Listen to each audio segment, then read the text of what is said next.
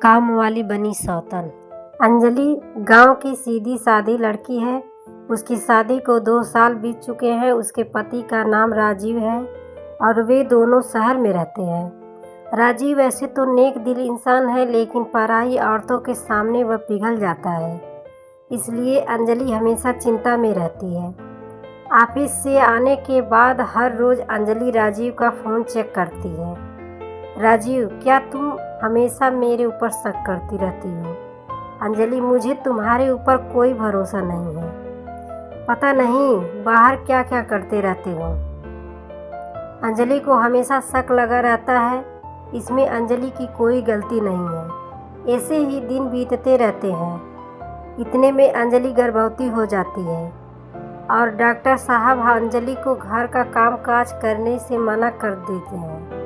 अंजलि राजीव से कहती है, अंजलि, डॉक्टर साहब ने तो मुझे कोई काम करने से मना ही कर दिया है। अब क्या होगा? राजीव, एक काम वाली बाई रखनी होगी। तुम चिंता मत करो, मैं सब कुछ संभालूंगा। राजीव काम वाली बाई की खोज करता है और 2-3 दिन बाद रूपा नाम की एक औरत घर पर चली आती है। रूपा, मैंने सुना है आप लोग काम वाली की तलाश है, मुझे रख लो, मैं बहुत अच्छा काम करती हूँ। रूपा की उम्र 23 के आसपास है और वह बहुत सुंदर भी है। रूपा को देखकर राजीव पिघल जाता है। राजीव, हाँ हाँ, हम तुम्हें रख ले सकते हैं, बिल्कुल रख सकते हैं। अंजलि, नहीं रुको, पहले जांच तो कर लेते हैं कि इसका घर कहाँ है, ये आई कहाँ से है। राजीव, उसकी क्या ज़रूरत है अंजलि? अभी हमें काम वाली की ज़रूरत है, हम इसे रख लेते हैं। राजीव अंजलि की बात नहीं सुनता है और रूपा को काम पर रख लेता है। रूपा घर के कामों में लग जाती है, मगर उसके काम से अंजलि बिल्कुल खुश नहीं है। वह हर काम आधा अधूरा करती है और काम से ज़्यादा समय सजने धजने में लगा देती है।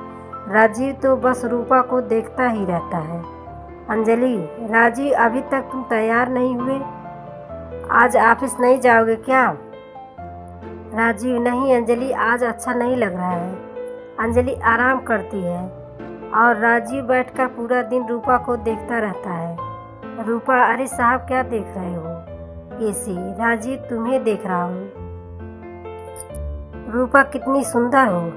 रूपा, ऐसे ना बोलो साहब, मालकिन सुन लेगी तो बवाल हो जाएगा। राजीव, तो फिर आज रात को जब तेरी मालकिन सो जाएगी तब घर के बाहर चली आना, हम दोनों खूब गप्पे लड़ाएंगे। यहाँ राजीव रूपा का दिल बहलाने में लगा हुआ है और उधर कमरे के अंदर बैठकर अंजलि सोच रही है। अंजलि, आखिर राजीव को हुआ क्या है जो रोज ऑफिस जाने के लिए मरता था? वह आज ऐसे ही घर पर क्यों बैठा है?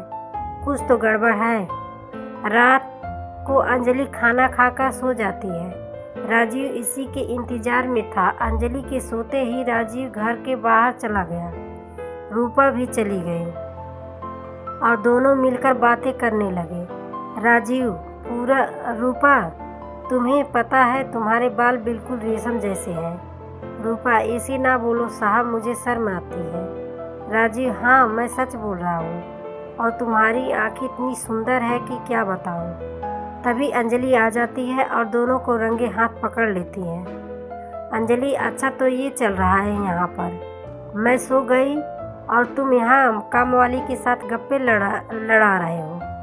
अंजलि को देखकर दोनों घबरा जाते हैं। रूपा, नहीं मालकिन, मेरा कोई दोष नहीं है, साहब ने ही मुझे बुलाया था। राजीव, अरे हाँ अंजलि, मैंने ही रूपा को बुलाया था। असल में रूपा के पिता की तबीयत बहुत ख़राब है, इसलिए सोचा था कि उसे कुछ पैसे दे दूँ। राजीव, ये लो रूपा, 2000, अब जाओ यहाँ से। रूपा पैसे लेकर चली जाती है, लेकिन अंजलि का शक नहीं जाता। अगले दिन से अंजलि ने रूपा की निगरानी करनी शुरू कर दी। अंजलि, ये रूपा मुझे कुछ ठीक नहीं लग रही है और राजीव का तो कोई भरोसा ही नहीं है।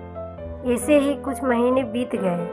इन महीनों में राजीव रूपा को पर पूरी तरह से फिदा हो गया। उसने रूपा की तनख्वाह भी बढ़ा दी। रूपा भी काम चोरी करने लगी। एक दिन अंजलि ने देखा कि उसके कमरे से उसकी घड़ी गायब है। अंजलि ने इधर उधर ढूंढा लेकिन घड़ी नहीं मिली। अंजलि, घड़ी ऐसे तो गायब नहीं हो सकती, कल रूपा आई थी यहाँ, जरूर उसी ने ली होगी।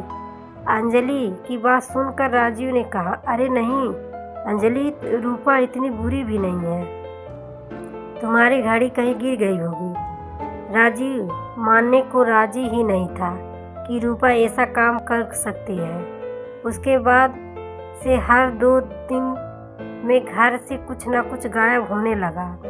मगर राजीव ने रूपा को काम से नहीं निकाला, क्योंकि वह तो रूपा से प्यार कर बैठा था। अंजलि ने सोचा कि कुछ तो करना ही पड़ेगा, और इसके कुछ ही दिनों बाद अंजलि अपना पेट पकड़कर बैठ गई और जोर जोर से चिल्लाने लगी, अंजलि दर्द हो रहा है, पेट में बहुत दर्द हो रहा है।